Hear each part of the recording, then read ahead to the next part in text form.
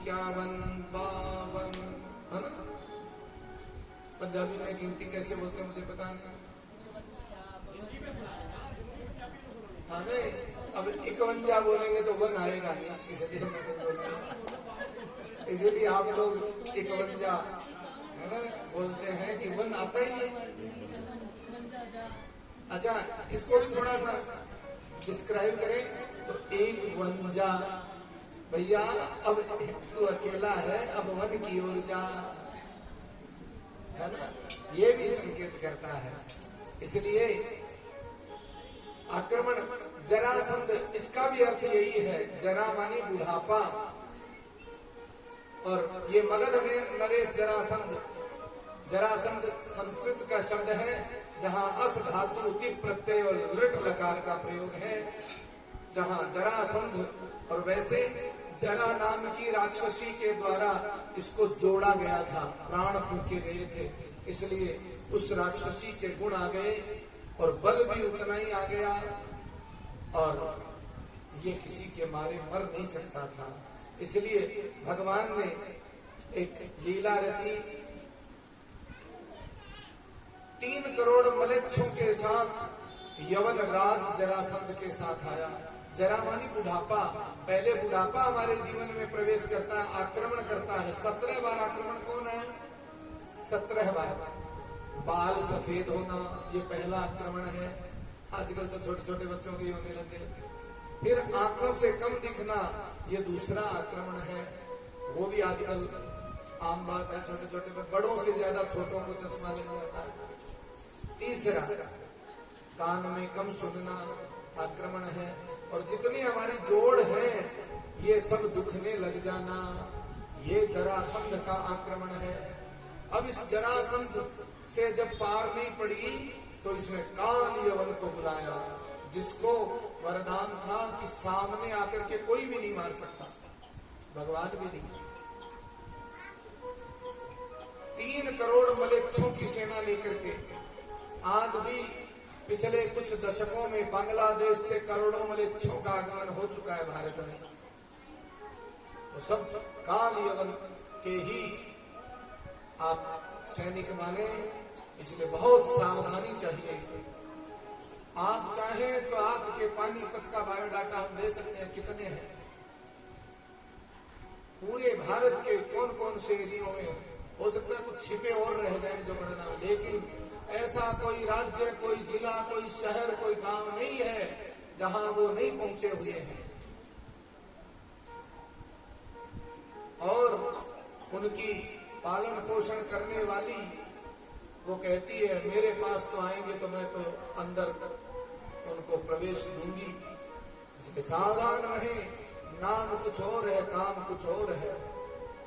हम लोग व्यासपीठ से बहुत कुछ नहीं, किंतु संकेत अवश्य करना शास्त्र का निर्देश है कि देश काल परिस्थिति के अनुसार केवल कथा नहीं कहना, कथा का वर्तमान संकेत क्या है ये भी समझना। भगवान ने जब देखा काल यवन मुझसे मरेगा नहीं, तो भगवान सेना को बलदाऊ जी के सामने छोड़ करके खुद काल यवन के आगे टेढ़े टेढ़े चलते चलते पीठ दिखाते हुए आगे दौड़ते हैं, और भगवान का नाम पड़ गया रण छोड़ राय। बोलिए रण छोड़ भगवान की। भगवान दौड़े दौड़े प्रवर्षण पर्वत की ओर एक गुफा में जाते हैं, और उस गुफा में एक राजा सोए हुए हैं जिनका नाम है मुचकुंद, जो देवताओं के साथ में ये अयोध्या सूर्यवंशी वो राजा जो प्राचीन काल में देवताओं की सहायता करने जाया करते थे। एक बार देवताओं की सहायता करते हुए युद्ध में इतने थक गए, देवताओं के विजय के बाद पूछा कि आपको क्या चाहिए? बोले मुझे विश्राम चाहिए, और जो मेरे विश्राम में बाधा करे वो भस्म हो जाए। भगवान ने आशीर्वाद वरदान दिया। वो इस गुफा में सो रहे थे, और भगवान ने अपनी पीताम्बरी राजा मुचकुंद पे उड़ा दी, पीछे जाके छिप गए। काल यवन दौड़ा दौड़ा आया, एक लात मारते हुए बोला मुझे इतना दौड़ा के खुद यहाँ आराम कर रहा है। जो ही लात पड़ी मुचकुंद की आंखें खुली, आंखों से एक अग्नि निकली और काल यवन उसमें भस्म हो गया। बोलिए भक्तवत्सल भगवान की जय। काल यवन के सामने भगवान आए, हाथ जोड़ के बोला प्रभु अब मुझे निद्रा नहीं चाहिए, अब मुझे युद्ध भी नहीं चाहिए, अब मुझे आपकी भक्ति चाहिए। कहा राजन अब आप कलयुग में और गुजरात में मेरे भक्त नरसिंह मेहता के रूप में प्रकट होंगे। संत कहते हैं गुजरात के नरसिंह मेहता नागरवंशी ब्राह्मण बनकर के, और उस परिवार में केवल शिव भगवान को पूजा जाता था, भगवान विष्णु से द्रोह किया जाता था। भगवान शिव ने कहा हे नारायण अपने किसी भक्त को भेजिए, क्यों कि हरि हर निंदा, भगवान हरि और हर में जो कोई भेद करे, जो निंदा करे वो मुक्त नहीं हो पाता, वो भगवान को पाता नहीं। इसलिए उस वंश में नरसिंह मेहता के रूप में भगवान श्री कृष्ण के परम भक्त को भगवान प्रकट करते हैं। बोलिए भक्तवत्सल भगवान की जय। अहेतु की भक्ति प्रदान की। वहां मुचकुंद बद्रिकाश्रम में प्रस्थान करते हैं, मुक्त होते हैं और इक्ष्वाकु वंश के मानधाता पुत्र मुचकुंद का उद्धार हुआ। इधर भगवान वहीं से बलदेव जी और भगवान श्री कृष्ण प्रवर्षण पर्वत से छलांग लगा करके समुद्र की ओर कूद जाते हैं और वहां समुद्र में एक दिव्य द्वारिका नगरी बसाई और अब वहां के राजा द्वारिकाधीश हो गए। बोलिए द्वारिकाधीश भगवान की जय। आपने राजाओं के क्रम में नवम स्कंध में और राजा रेवत का नाम सुना, जिनकी पुत्री रेवती थी। उन रेवती का विवाह अभी तक नहीं हो पाया। बात है सत्य युग की। सत्य युग में और राजा रेवत अपनी पुत्री के लिए चिंता करते हैं, ढूंढते हैं, नहीं मिले। और जब ब्रह्मा जी के पास गए तो त्रेता युग चल रहा था। क्यों कि ब्रह्मा जी का एक दिन और हमारे यहाँ एक संपूर्ण चतुर्युगी होती है, उनकी एक रात्रि हमारे यहाँ की प्रलय होती है। तो हमारे यहाँ के लाखों वर्ष वहां कुछ ही देर में बीत गए। जब ऐसा हुआ ब्रह्मा जी से पूछा कि मेरी बेटी के लिए कोई पराक्रमी बलशाली जिसको कोई हरा न सके ऐसा वर चाहिए। बोले जल्दी जाओ नहीं तो द्वापर युग भी खत्म होने वाला है, बलदेव जी बूढ़े हो जाएंगे। इसलिए तुरंत आए और बलदेव जी के साथ में रेवती जी को खड़ा कर दिया। लेकिन हर युग में आकार की समस्या रहती है। जैसे कलयुग में 5-6 फुटे लोग होते हैं, ऐसे ही द्वापर में और कहते हैं 7 हाथ के, अब 4 हाथ के लगभग रहते हैं। उस समय 7 हाथ के लोग हुआ करते थे सामान्य रूप से।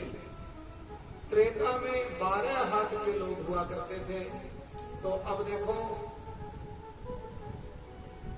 रेवती बहुत ऊंची है और बलराम जी छोटे से लग रहे हैं, बच्चे से लग रहे हैं उनके सामने। क्या करें? बलराम जी ने कहा रेवती जी मुझे पसंद है, साइज में एडजस्ट कर लूंगा। कैसे? बलराम जी ने अपना हल निकाला और उस हल को रेवती जी के शीश पे रखा और थोड़ा सा दबाव दिया और जब रेवती जी अपने कान तक आ गई तो रोक दिया।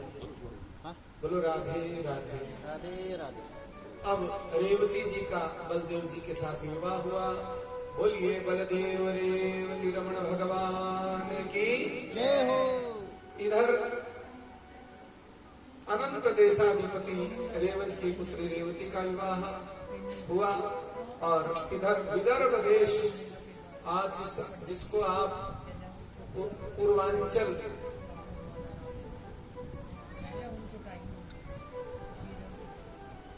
जो असम का क्षेत्र है, उस क्षेत्र के राजा थे भीष्मक जिनके 5 पुत्र हैं और 1 पुत्री है।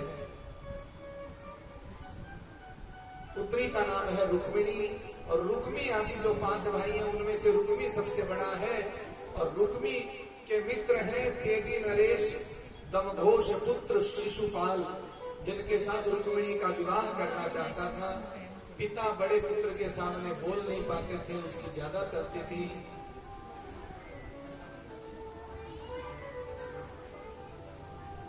रुक्म रथ, रुक्म बाहु, रुक्म केशी, रुक्म वाली 4 छोटे भाई हैं, वो भी रुक्मी के ही अनुसार चलते हैं। रुक्मी ने और विवाह रच दिया। इधर रुक्मिणी मैया एक ब्राह्मण के हाथ में पत्र देती हैं और कहते हैं कि इस पत्र को आप दे दो, हे ब्राह्मण देवता, मुझे आप पर ही विश्वास है। देखो, क्या ब्राह्मण को डर नहीं है रुक्मी का? लेकिन अधर्म होते देखा नहीं गया ब्राह्मण देवता से। और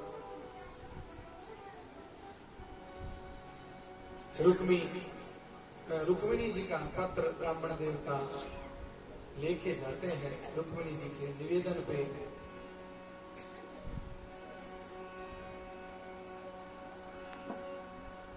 ले जा चिट्ठिया संदेशा गिरिराज का,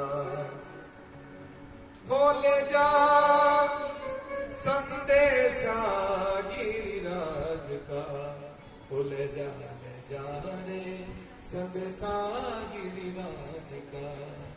संदेश पहुंचा, ब्राह्मण देवता द्वारकापुरी पहुंचे। सुधर्मा सभा में भगवान बैठे हैं। तुरंत बुलाया कि विदर्भ देश की राजकुमारी का संदेश है।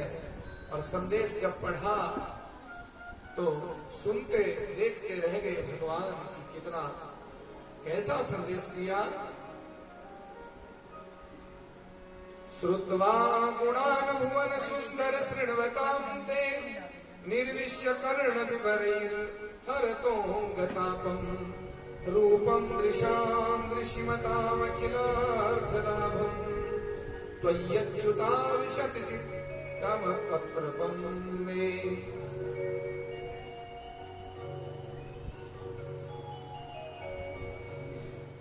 पत्र 7 श्लोकों का ये पत्र दिया और कहा, हे त्रिभुवन सुंदर, मैंने आज तक आपको देखा तो नहीं है, लेकिन आपके श्रुतवा मैंने सुनकर के कि आप ही मेरे स्वामी हैं। मैं आपके अतिरिक्त किसी का वर्णन नहीं कर सकती। और आपको छोड़ के त्वय्यच्युता, हे अच्युत, आप यदि अपने संकल्प पे प्रण पे अडिग हैं तो आप मुझे लेने आइए, और नहीं लेने आएंगे तो इसमें मेरे से ज्यादा हानि आपकी है। कि कोई सिंह का शिकार कोई भेड़िया उठा के ले जाए तो ये सिंह के लिए ही और लज्जा की बात है